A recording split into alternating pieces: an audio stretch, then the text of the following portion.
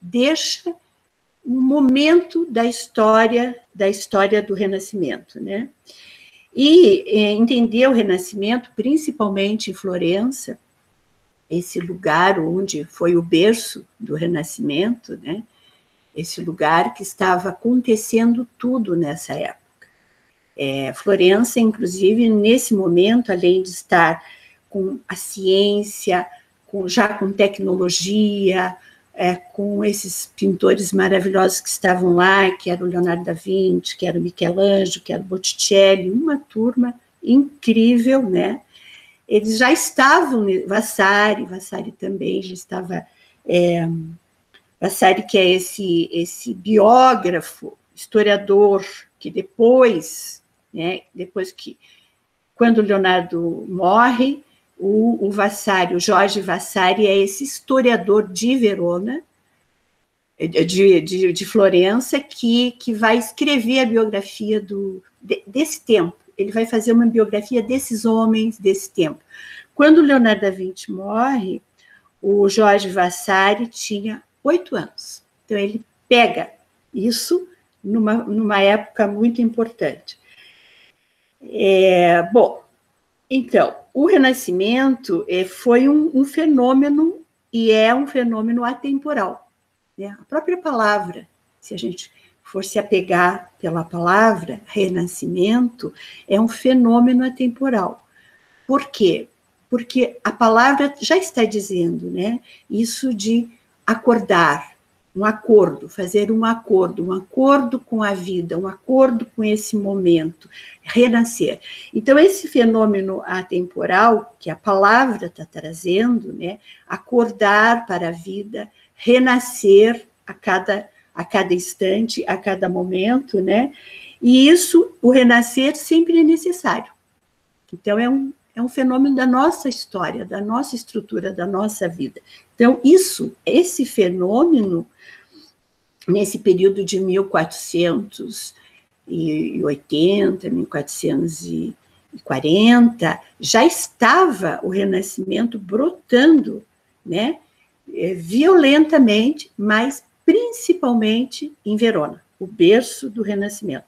Inclusive, é provado que nessa época, eu uso a palavra Verona, não, em Florença, Firenze, eu vou trocar para Firenze, que Firenze era o lugar onde havia um número muito pequeno de analfabetos. Vocês conseguem imaginar isso? 1.500, numa cidade, né, de, sei lá, 6, 7 mil habitantes, que eu acho que era o que suportava naquela época, tinha um número mínimo de analfabetos, né, e o Leonardo da Vinci estava ali, nascendo nesse lugar, né. Então, o Leonardo, ele é o protótipo do homem do Renascimento, tá?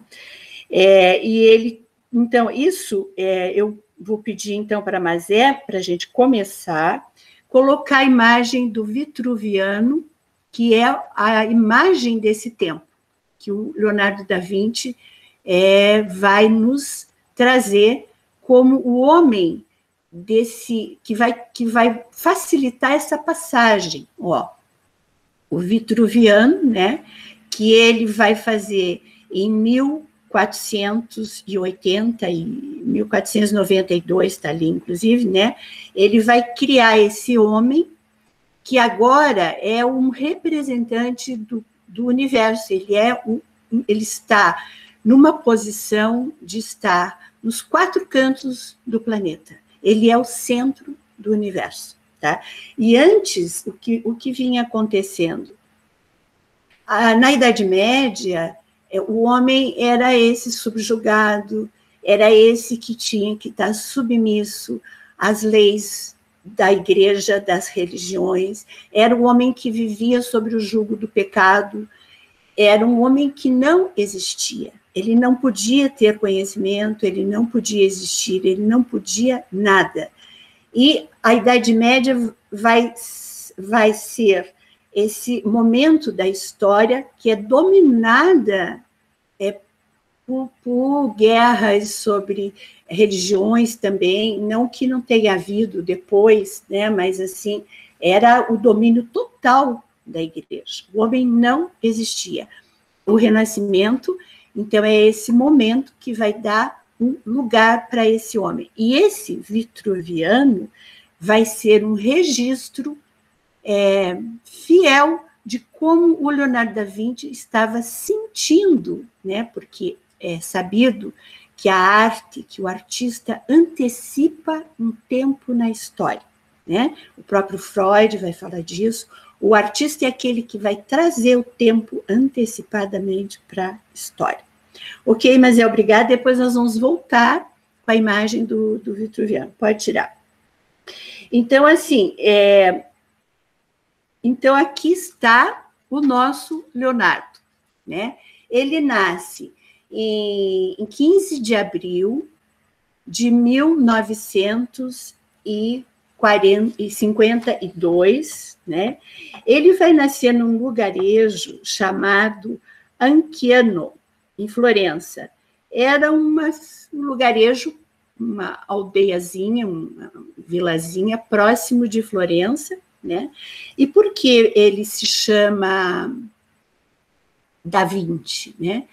Porque ali em Anciano tinha, então, tipo um bairro, como nós. Eles lá na Itália eles chamam Città. A Città é como seria assim, Santa Felicidade dentro de Curitiba. Eles não perguntam em que bairro você mora, eles perguntam qual é a tua Città. Então, a minha Città não é Curitiba, é Santa Felicidade dentro de Curitiba. Então, a região que a família Da Vinci morava era na região Da Vinci. E eles levavam o nome, né? Então,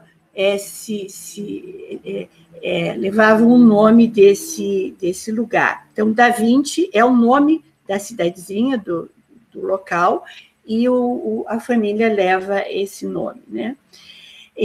Então, o que acontece ali nesse lugarejo, né?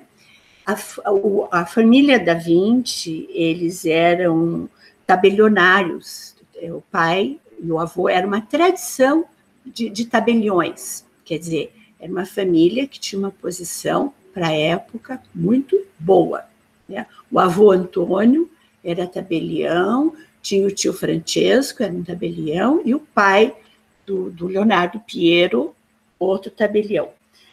Numa aventura, numa viagenzinha meia, o pai tem um encontro amoroso com uma camponesa, Caterina, e nesse encontro ela engravida, e engravida do Leonardo da Vinci, né? Então, acontece que naquele tempo, veja que interessante, a gente pensa hoje que essas regras, essas leis de que só podia se casar, né, com já determinadas famílias, os nobres, né? Então, o rei tal casa com a rainha tal, porque eram negócios que eles faziam, né? As famílias já vinham com tem que ser, nasceu já, o casamento está marcado, por quê? Porque nós vamos fazer um negócio. Isso, os reis, os nobres. Só que as famílias que não tinham esses títulos de nobreza, nesse período, também respeitavam essas regras, né? Que dá a impressão que essas regras vinham de conceitos de religião, de pregações da igreja, né? O pai do Leonardo, Piero, ele já estava prometido para uma outra dama, uma outra senhora. E a mãe do Leonardo, embora uma camponesa, dizem, inclusive, que ela era órfã, que ela era uma menina de baixo nível cultural e social para se casar com Piero, também estava prometida para um outro cidadão ali da região. Enfim, eles acabam tendo o filho Leonardo, e o reconhecimento do Leonardo nunca foi feito pelo pai Piero. Esse detalhe é muito importante, né? Esse pai que não o reconhece legalmente. Quem reconhece Leonardo é o avô Antônio. Ele passa a receber o nome Da Vinci pelo avô Antônio. E até os 2 aninhos, mais ou menos, ele vai viver com a mãe. Depois a mãe se casa e ele vai, então, passar a morar com o avô Antônio. E nesse movimento de morar com o avô Antônio, o pai já está... O pai era bastante aventureiro também, vivia mais em Firenze do que nessa região de Anchiano.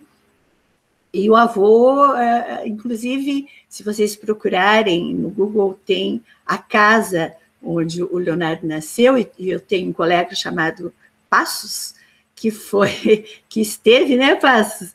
Passos me falou, ele está aqui, que ele foi conhecer essa casa do nono Antônio, essa casa ali, a casa da mãe, que também ficava pertinho onde o Leonardo da Vinci nasceu. Então, assim, ele teve uma... Para quem assistiu o filme, vai lembrar desses momentos dele com a natureza, muito contato com a natureza, muito solto, muito livre, muito brincalhão, uma vida, assim, sadia, mas com poucos limites e com poucas regras, né? Como, às vezes, é necessário para uma criança. Então, ele fica com a família na casa do avô, até os 12, 13 anos, mais ou menos. Ele é filho do avô, legalmente falando, e a mãe acaba se casando, tendo mais 4, 5 filhos. O pai se casa com essa mulher que passa a ser a madrasta, que vai criar o Leonardo, só que essa mulher não teve filhos. Então, o pai do Leonardo vai se casar mais 2 ou 3 vezes, e só no 4º casamento, quando o Leonardo já está com 24 anos, é que ele vai ter um irmãozinho.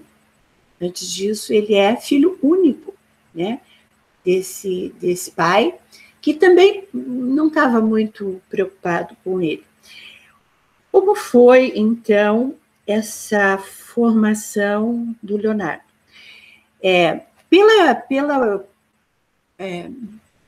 Por tudo que o Leonardo nos deixa, né, por tudo que ele nos trouxe de magnífico, de obras, de arquitetura, de engenharia, de pesquisas de biologia humana, enfim, né? Na obra de arte, de tudo isso, pasmem, o Leonardo, ele não podia frequentar uma escola de elite. Não podia. Ele não pôde aprender o latim, nem o grego, que eram as línguas dominadas na época, as línguas dos nobres, né? E as línguas, por excelência, quem falasse dialeto, coisa assim, era a língua do demônio, eles diziam, né? E foi justamente nessa época do Renascimento que isso vai mudar. Inclusive, isso vai mudar, né? Os dialetos passam a ser daí a língua do povo e a língua reconhecida. Mas até então, a língua do povo era uma língua que não era nobre, que não era falada nas elites. Então, o Leonardo ele não pôde frequentar uma escola porque ele era um filho bastardo. Então, filho bastardo, o pai não tinha reconhecido, ele não podia. Então, ele teve... ele não frequentou uma escola nobre, onde assim... Então, ele tudo que ele nos deixou, tudo que ele pesquisou, tudo que ele estudou, ele vem de um preparo anterior. Não existiu isso. Isso é um fenômeno, gente. Isso é muito interessante. Né? Então, ele passa a... Quando o avô morre, o avô Antônio morre, o pai já está em Firenze, Florença, vai buscá-lo e leva para viver em Florença. Aí, o pai, para lidar com esse menino meio selvagem também, porque andava muito solto, e como fazer uma possibilidade de dar estudos para ele, coisa assim, o que esse pai faz? Ele era muito amigo do do verlóquio, né? Que inclusive a palavra verlóquio significa aquele que vê, né? Aquele que vê bem, verlóquio, lóquio, né? Ele era um pintor, tinha um ateliê, e tem um outro nome que eu agora não me lembro, mas enfim, o apelido era aquele que tem uma visão, né? Esse verlóquio. E o pai, o Leonardo, faz um desenho muito interessante de um dragão. O pai vê esse dragão e fica impressionado com a qualidade do desenho. Ele está com 12, 13 anos e diz, bom, vou levar esse menino lá para o ateliê do Verlóquio e vamos ver o que vai dar. Se ele tinha uns 13 anos. Isso em Firenze. E ele vai para esse ateliê. Nesse ateliê, lá está Botticelli, né? A turma boa. Já tem um pessoal aí que estão ali brincando de desenhar, de pintar, de fazer obras e tal. E ali ele se desenvolve de uma forma fantástica. Tudo que ele faz é primoroso, tudo que ele vai trabalhar, que ele vai pintar, o Verlóquio vai ficando cada vez mais encantado com o desenvolvimento tão imediato dele, tão rápido, principalmente ali ainda, mas ali eles esculpiam, inclusive tem um Davi de Verlóquio, que dizem que foi Leonardo quem pousou para o Verlóquio, porque o Leonardo, segundo o que a gente entende e vai lendo e vai estudando, ele era muito lindo, era excepcional a beleza dele. Tanto é que quem assistiu o filme, eu repito, o ator que faz o filme é muito parecido. É impressionante como esse ator ele vai relatar a imagem, o estilo, né, refinado, enfim. E esse Davi, que foi esculpido pelo Verlóquio,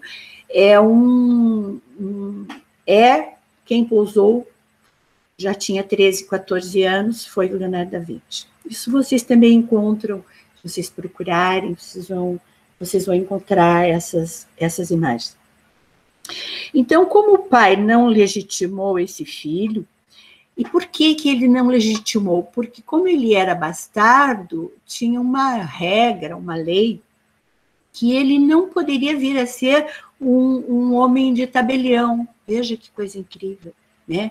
Então, para ele seguir a carreira de tabelionato, ele tinha que estar dentro dos moldes de uma lei, não podia ser um filho bastardo. Então, o pai aproxima ele desse mentor, né, desse Verlóquio, e ali ele se desenvolve de forma brilhante. Ele vai esculpir, ele vai posar, ele vai pintar, ele fica muito tempo ali, ele vai ficar dos 13 anos até os 24, até os 30. Mas antes disso, ele monta o ateliê dele, ele fica até os 30 anos em Firenze.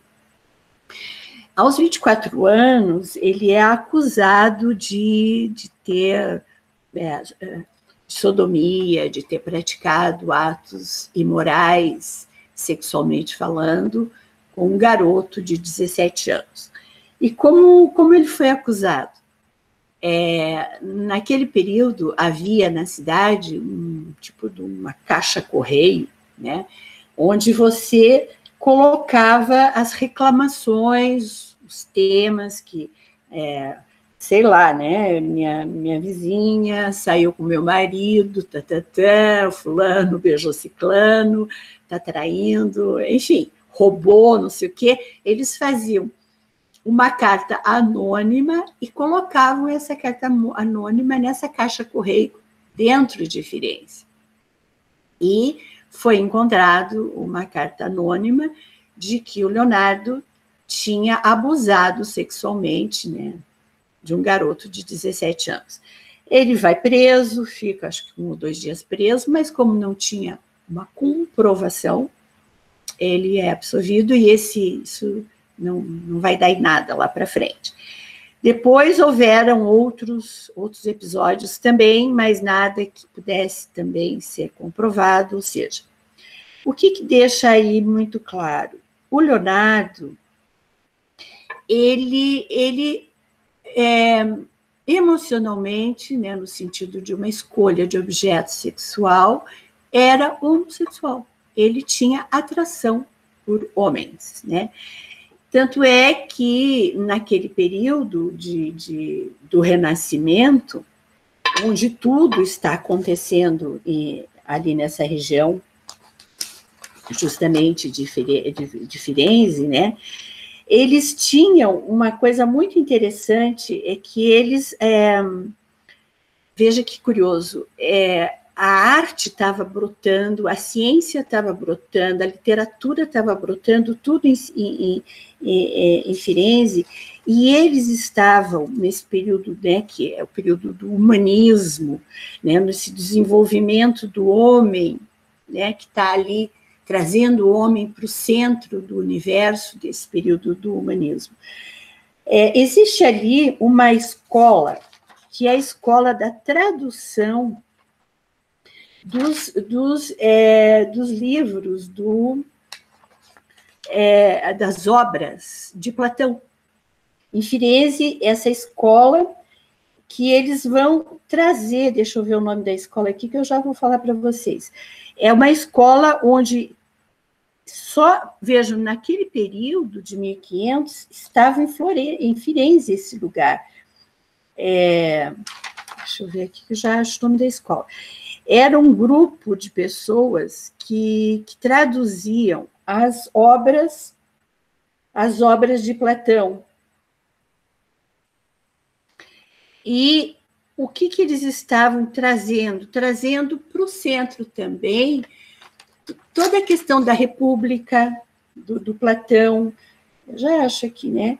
A questão do bem e do mal, estão revendo todos esses movimentos. E, ao mesmo tempo, eles estão trazendo um modelo de homem, que era o modelo do homem grego, né, nesse período do Renascimento em Firenze. E era nessa escola, eu não estou achando o nome que eu anotei, mas já acho, era nessa escola onde estava acontecendo mesmo essas traduções, eles faziam encontros de leituras das obras do Platão, Aristóteles um pouco, mas o forte mesmo, eles estavam ali lidando com Platão, né, com as obras do Platão. E aí, o que acontece? Eles estão trazendo o homem grego. E o que era esse homem grego, né? Os socráticos, os pré-socráticos, eram esses homens homossexuais, esses homens que naturalmente viviam a homossexualidade. Então, esse tema da homossexualidade em Firenze, nessa época, não era uma coisa assim tão apocalíptica, era um acontecimento que estava sendo trazido para esse mundo dessa época. Bom, lembrei, está aqui, ó. O nome do local chamava Academia Platônica de Carese, que estudava Platão. Era Academia Platônica de Carese. Depois, se vocês quiserem, dá para vocês pesquisarem também. E o Leonardo, eventualmente, ele frequentava esse lugar, dessa academia, onde as pessoas ali estudavam, liam Platão, faziam lá os seus banquetes, né? O banquete do Platão, liam a República, estudavam, eram grupos de leitura, viu, pessoal? Grupos de leitura de Platão. Veja só, nessa Academia Platônica de Carese. Os caras já eram, né? Isso eles estavam recuperando 3.000 anos antes de Cristo. E recuperando um comportamento também né? Porque nesse tempo do platonismo também tinha um lugar para o homem, né? Um lugar para a natureza, que justamente no Renascimento vai voltar, né? A importância da natureza, a importância do homem colocar-se no centro do universo, a importância do humanismo, e aí vão surgir as reformas religiosas, as contras-reformas, quer dizer, está um balbucio muito curioso acontecendo nesse momento da história.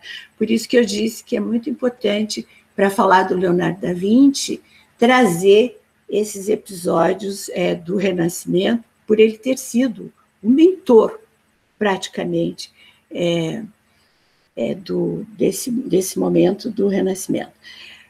Com 30 anos, Leonardo da Vinci, ele ali, nesse período do Renascimento, em Florença, a família Médici era a família poderosa, a família que favorecia a arte, favorecia a ciência, favorecia todo esse desenvolvimento dentro de Florença. Florença estava sendo, assim, abençoada por esses interesses que os Médici tinham, esse mentor que favoreceu e ajudou muitos artistas, muitos cientistas da época.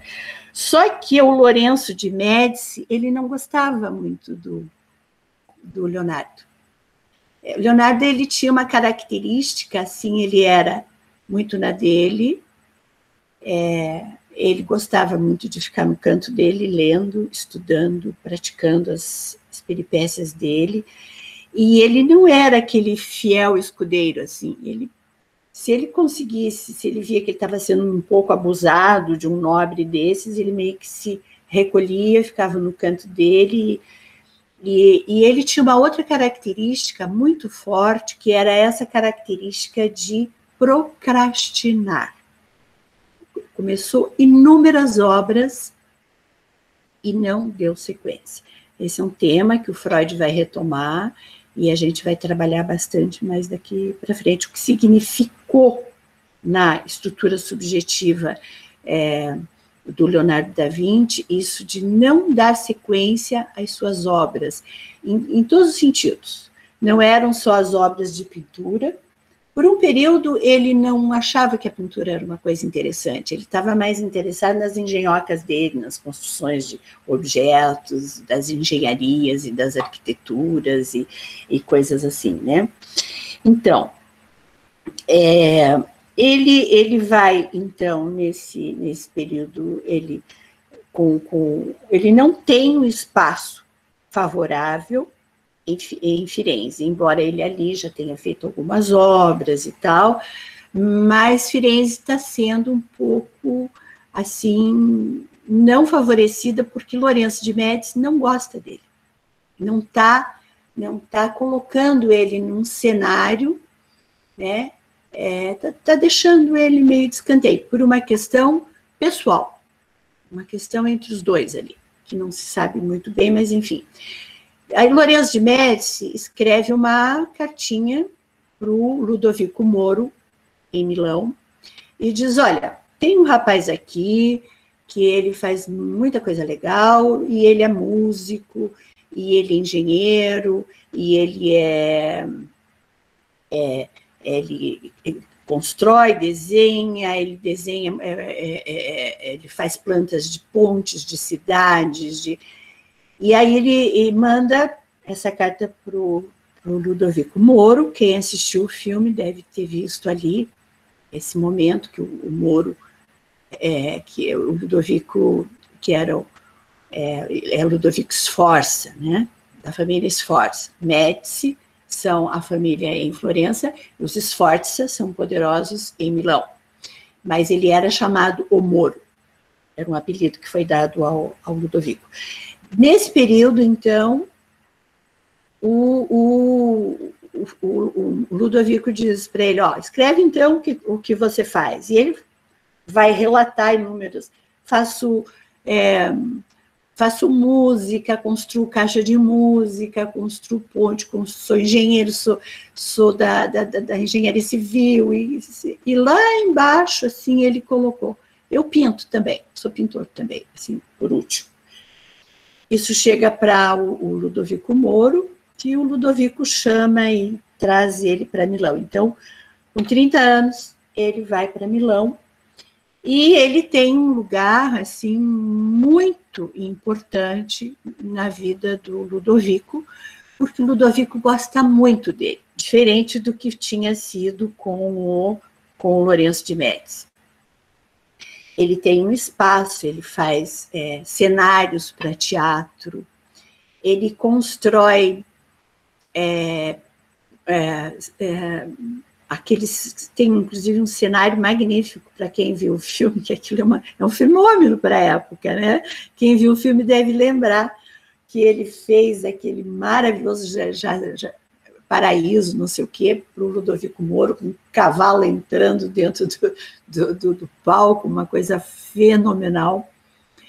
E aí ele começa, então, ali a ter um espaço, a ter um lugar, né, para ele, muito importante, já num destaque maior. Apesar de que ele não era uma pessoa assim, muito preocupada no reconhecimento, isso é interessante. Ele queria continuar, ter uma tranquilidade para as pesquisas dele, para os estudos dele, para os conhecimentos dele. Ele queria sempre isso. Voltando um pouco para falar, antes de ele ir para Milão, a essa indicação meio empurrada do Lourenço de Médici, e a esse convite que vem do Moro, do Ludovico Sforza, ele, então, conhece um garoto, que é um garoto que rouba, um garoto de rua, um garoto abandonado. Então, vejam o termo abandonado. Leonardo foi abandonado, Leonardo não foi reconhecido pelo pai, Leonardo foi abandonado pela mãe, quer dizer, ele encontra um menino selvagem, que ele dizia, né, que o Sali, ele vai, inclusive, trocar o nome do garoto, vai passar a chamá-lo de Sali, porque Sali, eu acho que no latim, significa diabo. Olha que incrível. O Sali é essa criatura impossível, que mente, que rouba, que trapaceia, que enfim, é o verdadeiro capeta. Ele passa a adotar o Sali, traz o Sali para a vida dele, cuida do Sali, e o Sali passa a ser, né? É tudo muito escondido, pouco falado, mas o Sali passou a ser mesmo o namorado dele. Mas, assim, esse menino é o garoto dele, o Sali. E aí, mais para frente, ele foi, daí sai, quando o pai Piero morre, né, sai o testamento da família, e no testamento da família ele não está incluído. Era uma família que tinha deixado algumas posses, né? Tinha alguma coisa que ficaria do tio Francesco, com quem ele teve uma amistosa vida na infância. Foi muito gostoso. Esse tio foi muito mais um representante do pai do que o próprio pai para ele, né? Então, vejam, a ausência de um pai, né? Menino abandonado, né? Tudo isso eu estou pontuando porque a gente vai chegar no Freud daqui a pouco, é mais ou menos com esse material que o Freud vai poder trabalhar aí. O que acontece? Ele, então, depois disso, ele não tem família, né? O pai se casou já, e depois que o pai se casa, no último casamento do pai, parece que surgem assim 8 filhos, tem 8 filhos. Então, o testamento, ele não foi incluído no testamento da família, ele está excluído de tudo, né? Que era, ele só traz o nome e algum apoio que o pai deu ali no começo, tipo, esse menino desenha bem, então ele vai lá para o ateliê do Verloc. Ele, então, tinha um amigo, Mertz, família Mertz, que era uma boa família, amigos de família dos Da Vinci, que tinham muitos filhos, mas era uma família de uma certa aristocracia, uma família que tinha um berço. E esse amigo dele tem um filho que gosta muito da pintura, que é um talentoso já de criança, e ele passa a adoção, ele dá esse filho em adoção, esse pai do Mercy, para o Leonardo. E o Leonardo adota legalmente o Mercy.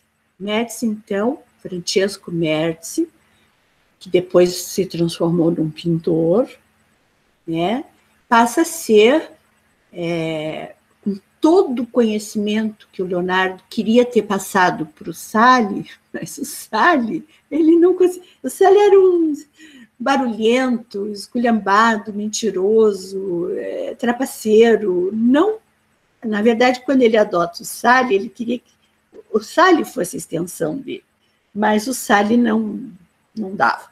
Então, ele adota o Francesco Mertz, só que existe uma dúvida aí, quando você vai estudar a vida do Leonardo, se o Francesco Mertz teve algum caso amoroso, sexualmente falando, com o Leonardo. O que é sabido é que o Leonardo tinha uma verdadeira paixão como pai pelo Mertz, e o Mertz foi fiel ao Leonardo até a morte dele, até o dia em que ele morreu.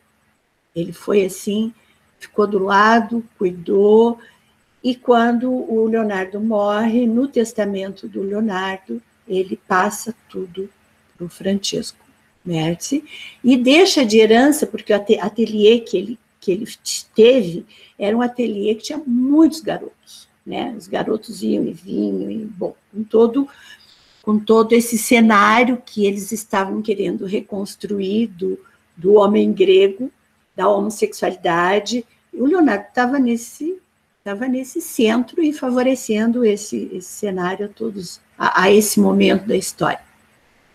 Quando ele se muda para Milão, ele leva o Sally e leva o Mertz. São os dois herdeiros dele. Porque depois o Sally, ele deixa de herança para o Sally, e para, eu acho que mais um outro ou dois garotos, a casa do tio Francesco. Porque o tio Francesco deixa uma casa de herança para o Leonardo. E lá em Milão, ele tem um período assim, muito fértil, de muito reconhecimento, de muito trabalho, um período muito bonito.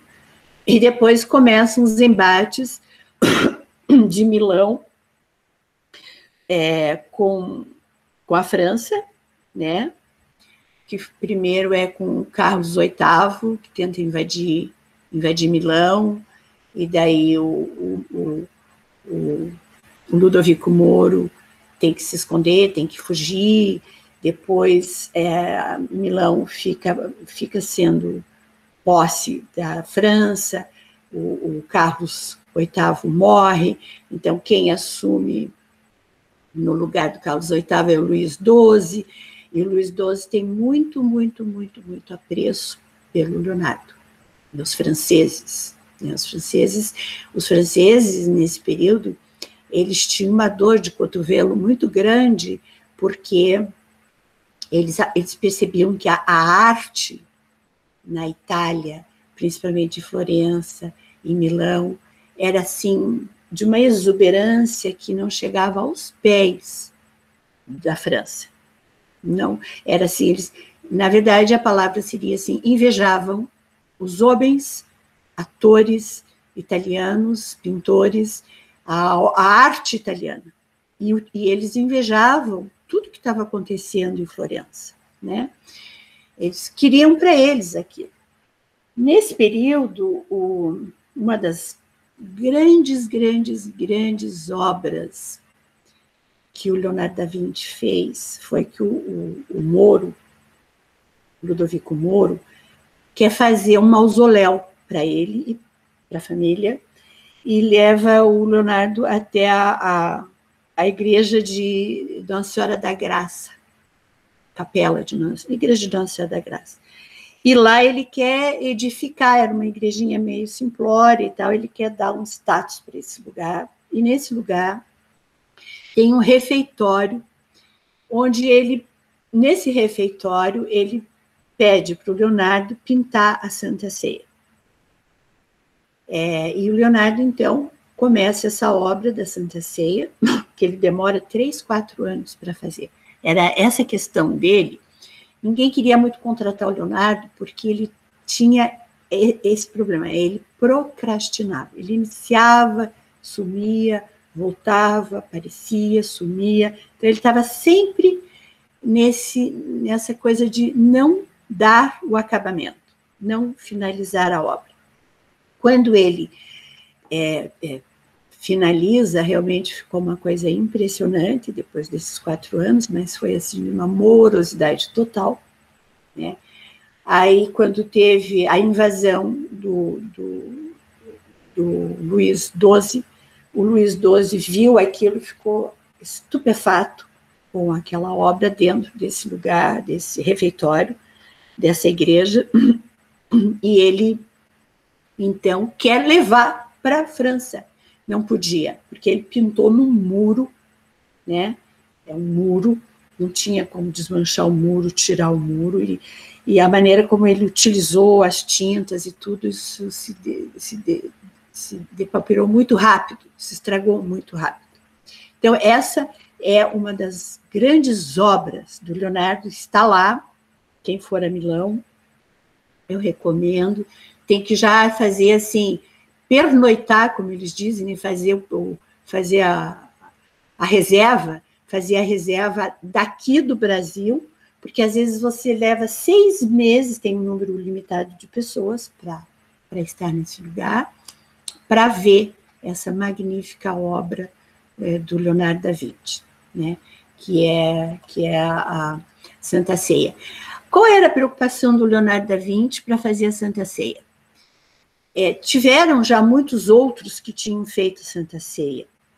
E esses outros que fizeram uma Santa Ceia, eles colocavam, então, alguns sempre preocupados em colocar o Judas num lugar de destaque, com a cara feia, não sei o quê, não sei o quê.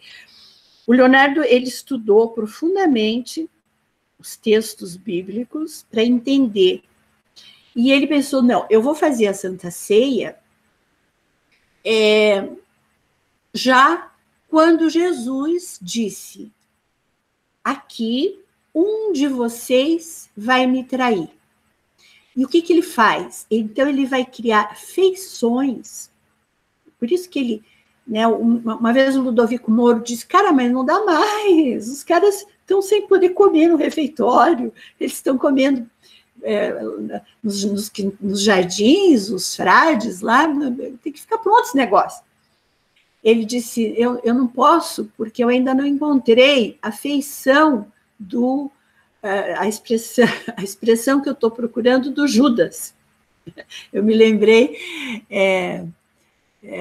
do Fellini, né? Do Fellini, que o Fellini, quando ia fazer os filmes dele, o Fellini ficava sentado no metrô de Milão, ali meio assim, travestido de ninguém, olhando as feições das pessoas para dizer, achei o personagem para o meu filme. O Fellini fazia isso, né? Tiveram outros que fizeram muito isso, mas o Fellini ficou muito... E o Leonardo da Vinci já fazia. Ele saía pelas ruas de Milão em busca de um rosto que ele queria para representar o Judas Tadeu, para representar o Mateus, então ele ia demorar mesmo, porque até ele encontrar as feições daquelas pessoas, demorava. Então ele diz para o Ludovico Moro, eu não posso, porque eu não estou encontrando as feições certas, né? E o Ludovico fica muito indignado e ele diz para o Ludovico assim, não, quem sabe então você me manda alguns dos teus inimigos, esses que estão já em prisão, para eu, daí, enfim. Mas aí ele termina a obra, e a obra fica mais uma obra. Essa ele termina, né? com muita dificuldade, ele conclui a Santa Ceia. E a Santa Ceia, ela tem toda uma dimensão. A minha prima Thaís, que está aqui, que eu estou vendo, a Thaís não, a minha prima Eliva Almórbida, que está aqui, que eu estou vendo, que é arquiteta, ela vai entender o que eu vou falar agora. Ele vai usar um ponto e usar a perspectiva, assim, é uma coisa impressionante, a maneira como ele vai fazer, desenhar, montar e criar essa obra, né? Então é isso. Então ele vai fazendo esses episódios dele, a vida dele, as invasões, que eu acho que é importante relatar, essas invasões que houveram, depois a própria Santa Ceia, na época da Segunda Guerra Mundial, que Milão foi bombardeada, o que salvou a Santa Ceia, que eu acho que foi meio sem querer também, eles encheram de sacos de areia, porque teria sido bombardeada e teria sido destruída. E depois, em 1988, levaram-se até 2007, 2011, para restaurar a Santa Ceia. Foram anos, 20 e poucos anos, 30, para a restauração da Santa Ceia agora, pouco tempo, né? Uma época, a Santa Ceia estava tão, já, assim, uma sombra quase, que os padres, ali em 1680, abriram uma porta onde eram os pés de Jesus, para facilitar a passagem do refeitório para a cozinha, onde era feita onde era cozido, né, onde eram feitas as comidas. Então, assim, foi de um descuido, né? Só agora em 1988 é que se prontificaram a recuperar essa obra. É um detalhe muito interessante que o Leonardo faz para o Ludovico Moro. Ele gostava muito do Moro, ele cuidava muito do Moro, ele fazia tudo para ele. Ele cria isso eu vi, quando eu estive no museu em Milão, o Museu do Leonardo da Vinci, eu vi as obras, tem algumas são réplicas, outras são originais, é muito bonito, tem muita coisa dele ali, mas tem um livro, gente, que é um livro de etiqueta à mesa, que o Leonardo da Vinci fez para o Ludovico Moro. Pasmem, no livro de etiqueta, ele está dizendo assim, né, à mesa, você não deve tirar a comida do prato de quem está do teu lado, você não deve ir lá e tirar a comida, você não deve cuspir ao lado, nem regurgitar, nem vomitar, você não deve matar ninguém numa hora destas, porque vai respingar sangue. Então, veja, o nível das pessoas e a preocupação dele com criar um livro. Não, o livro é uma coisa bizarra, assim, você morre de rir com as regras à mesa que o Leonardo da Vinci criou para o Ludovico Moro. Bom, nisso tudo, né, o que está acontecendo? Ele tá em Milão. Em Milão, ele vai fazer vários retratos das amantes do Ludovico. Tem a Cecília, o retrato da Cecília. A Cecília, que foi amante do Ludovico, que não pôde se casar com ele, mas que ele já estava prometido para uma outra, o Ludovico, foi uma das mulheres assim que mais impressionaram ao Leonardo, a pureza dela, né? Depois vocês podem procurar também a Cecília, a moça do Arminio, e desses quadros que ele foi fazendo nesse período em Milão, né? Ele constrói essas obras ali no ateliê, onde o Ludovico tinha favorecido um espaço para ele. Quando acontece a invasão do Luís XII, o Ludovico foge de novo, se esconde, E o Luís XII já quer levar Leonardo da Vinci para a França, mas Leonardo não vai. Leonardo volta para Firenze, e lá em Firenze ele fica mais uns 4, 5 anos, e aí Firenze já está muito diferente do que ele tinha deixado, que era aquela cidade magnífica, que era aquele berço magnífico, que era aquele potencial de exuberância, de conhecimento, do humanismo, de tudo isso.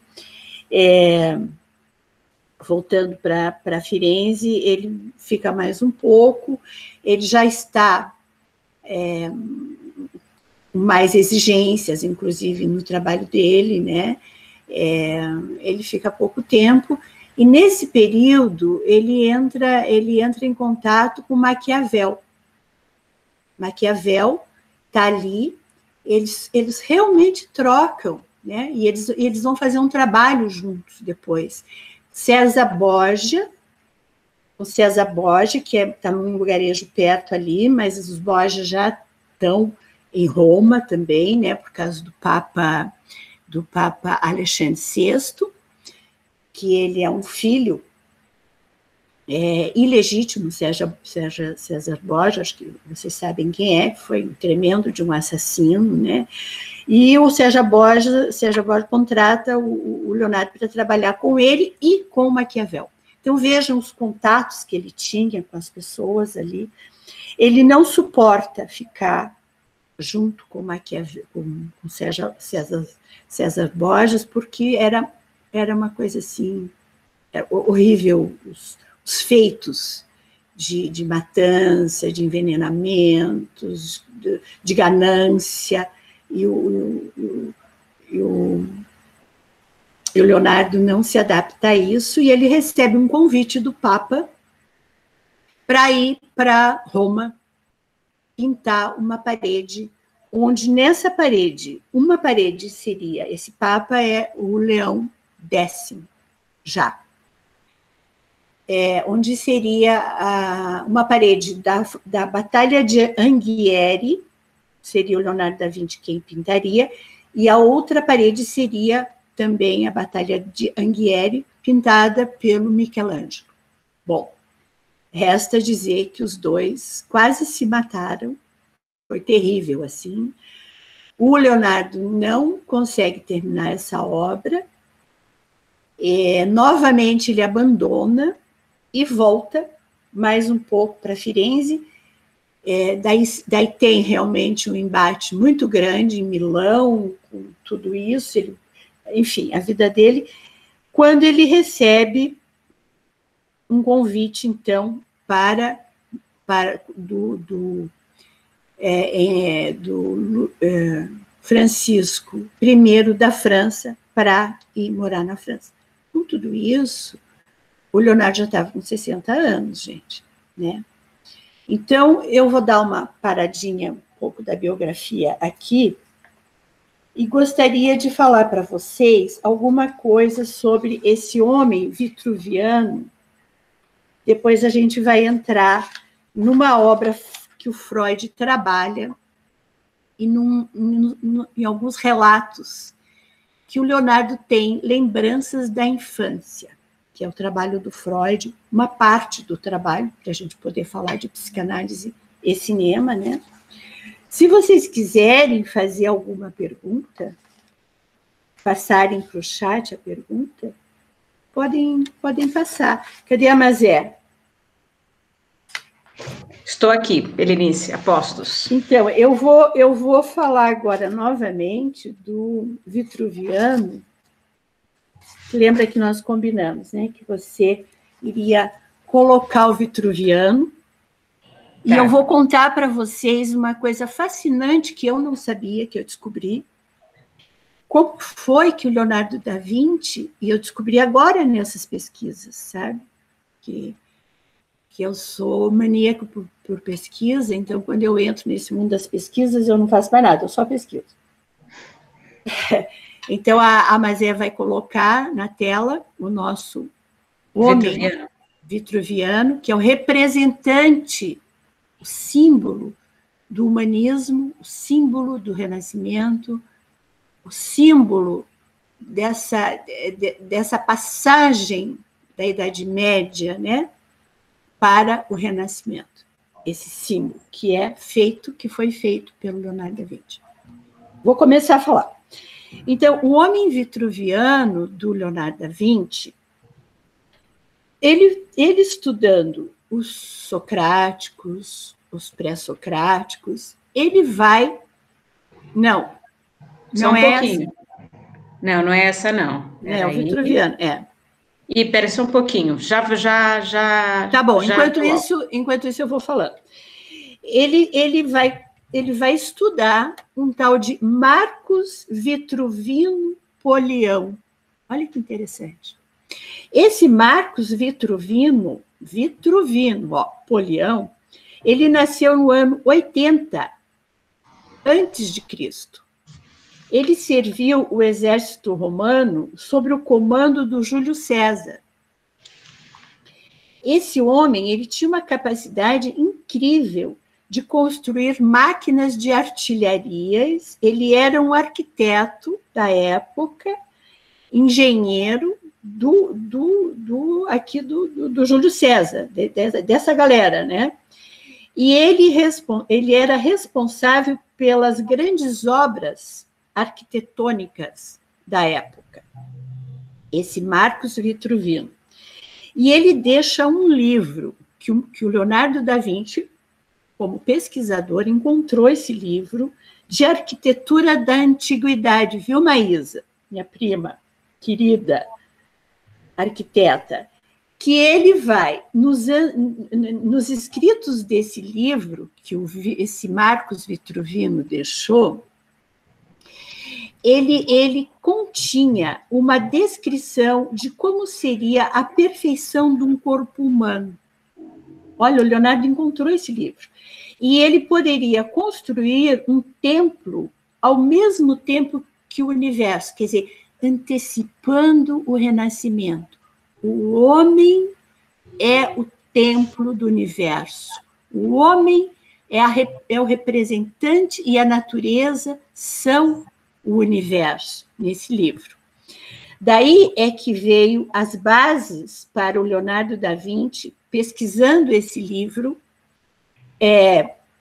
construir, então, o que ele estava, né, esse momento eufórico da história da humanidade, esse momento onde a natureza retorna ao centro, que tinha sido abafada, que era pecado o corpo, né, na Idade Média era pecado o corpo, era pecado a natureza, nada tinha valor, só tinha valor era Deus, né? E os ensinamentos da Bíblia. Então, o homem vitruviano de Leonardo é a materialização de um momento em que a arte e a ciência se combinaram para permitir que a mente de um mortal pudesse abordar questões atemporais sobre quem somos e sobre como nos encaixamos no lugar da ordem do universo. Tudo isso, a inspiração dele, ele já estava nesse ponto de bala, o Leonardo, né, para essa construção, mas esse livro traz para ele essa imagem, essa criação do vitruviano. E isso, então, esse momento é o que vai simbolizar o ideal da humanidade. O vitruviano, esse homem de braços abertos, de corpo exposto, nu, com seus braços apontando para os 4 cantos do planeta. Então, ele vai pôr o homem dentro de um quadrado e dentro de um redondo, né? Universo, planeta, quadrado, né? E ele, ao mesmo tempo, vai celebrar a dignidade como o valor e o agente racional dos seres humanos como divinos, dentro do quadrado e do círculo, podendo ver a essência da vida, a essência de Da Vinci. Então, aqui também, nesse vitruviano, está a essência da obra e do pensar do Leonardo da Vinci, né? E também ele vai trazer para nós e nos mostrar, o Leonardo da Vinci, a nossa própria essência, né? Que vai ser a essência do mundo, dos excessos do universo, do mundo, não só do planeta, mas da galáxia. Olha a dimensão disso. Ele já está falando, né? Isso está dentro de uma ordem do cosmos e do universo. Isso foi o que o Leonardo também escreve, né? Essa frase que está dentro do cosmos, esse homem dentro do cosmos e do universo. Isso foi em 1486, mais ou não, 1492, tá? Mas ele fez vários estudos, né, para ele já começar a trabalhar com o seu magnífico homem, o seu homem vitruviano, tá? Alguém tem uma pergunta até aqui para a gente passar? Vou tomar uma aguinha.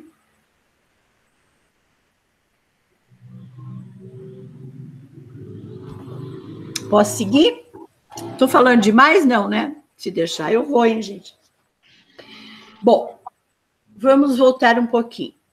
Leonardo da Vinci, então, foi esse menino que foi abandonado pelo pai, praticamente, foi acolhido pela família da Vinci.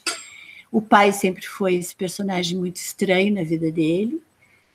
A mãe foi essa personagem que ele esteve com ela até os 2 anos de idade, não se sabe de encontros dele com ela depois disso, ela praticamente entrega ele ao avô e segue a vida dela. No filme, tem um relato de que ela volta para pedir ajuda a ele. Eu não sei se isso é verídico, se isso procede, porque eu vi essa informação só no filme. Quem assistiu o filme deve saber do que eu estou falando.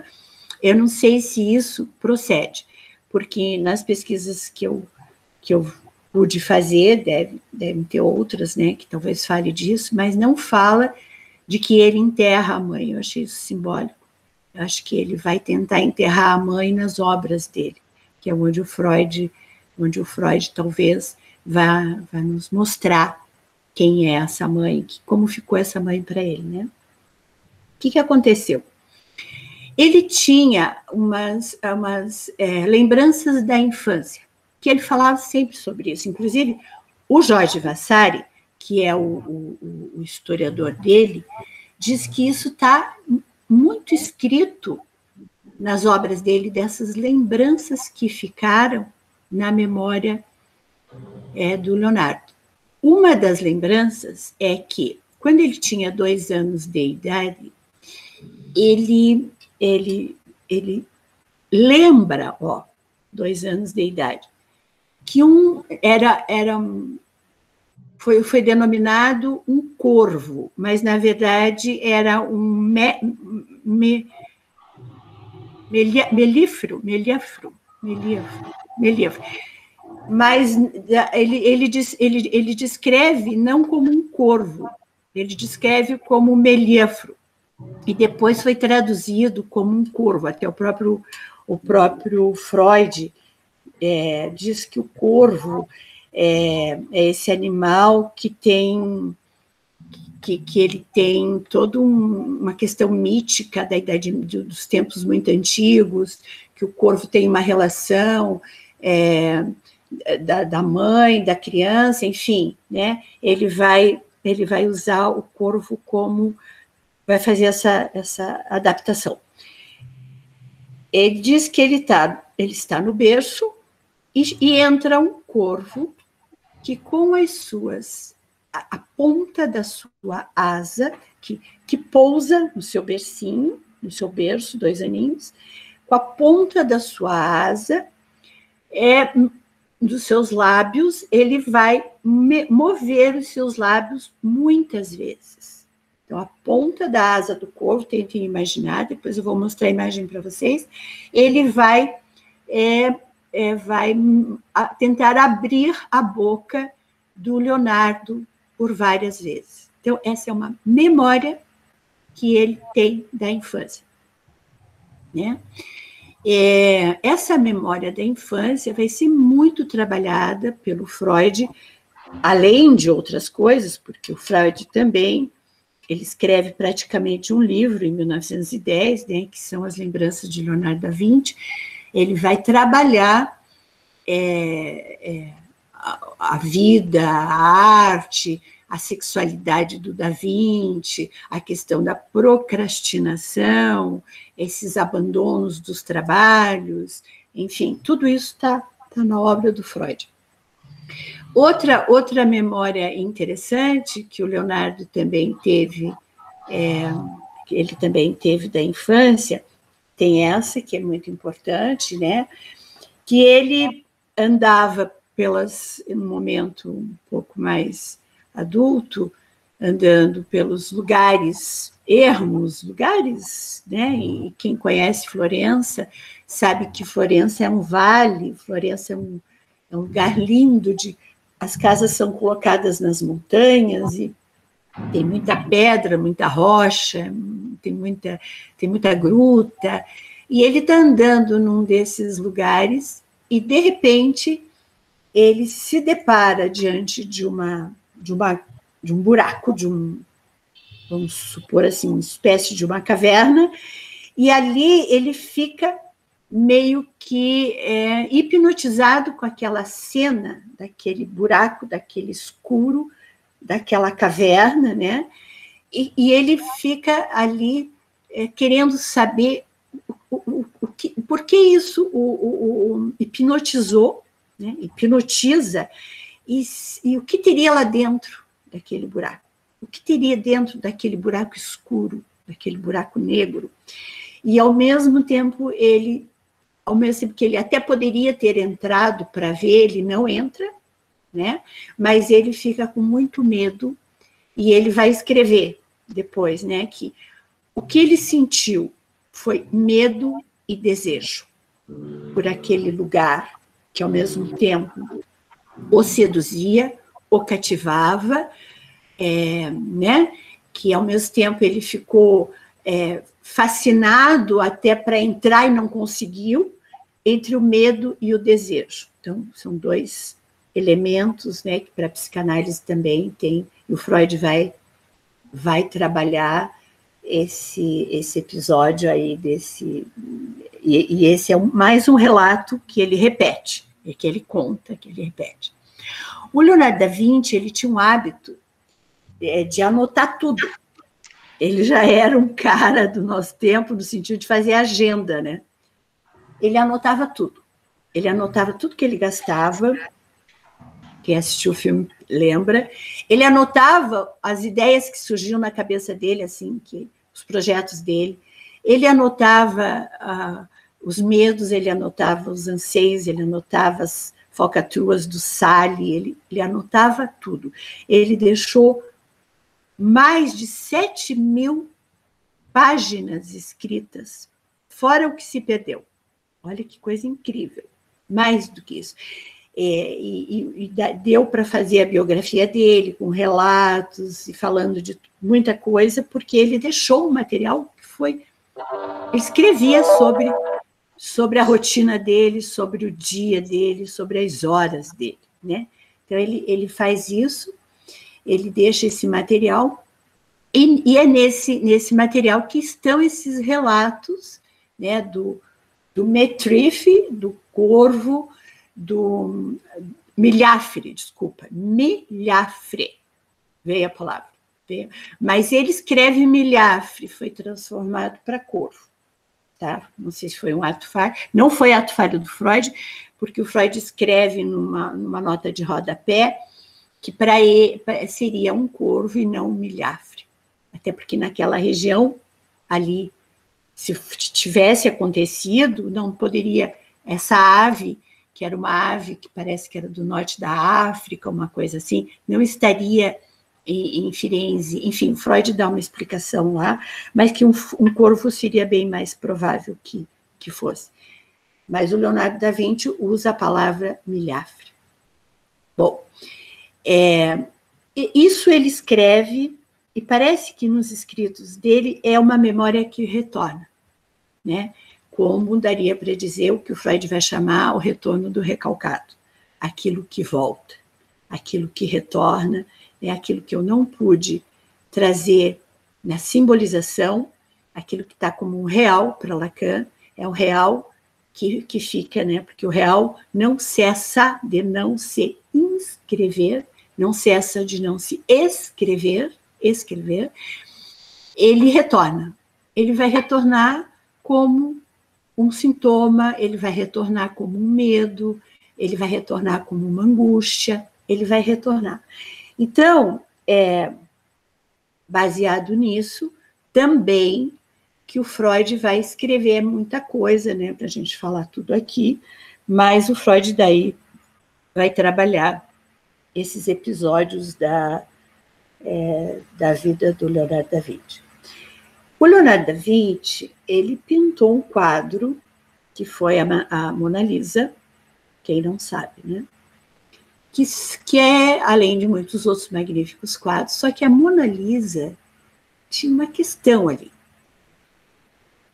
Existe uma história de que a Mona Lisa foi uma encomenda feita em Firenze pelo senhor lá, que era a Lisa, era o nome dela, que é Dona Lisa, era Senhora Lisa, Mona, era uma Mona Lisa, né? Era uma mulher que se chamava Lisa, que era esposa do, já digo aqui, já vejo, porque eu não consigo lembrar de tudo, mas enquanto isso a gente vai falando.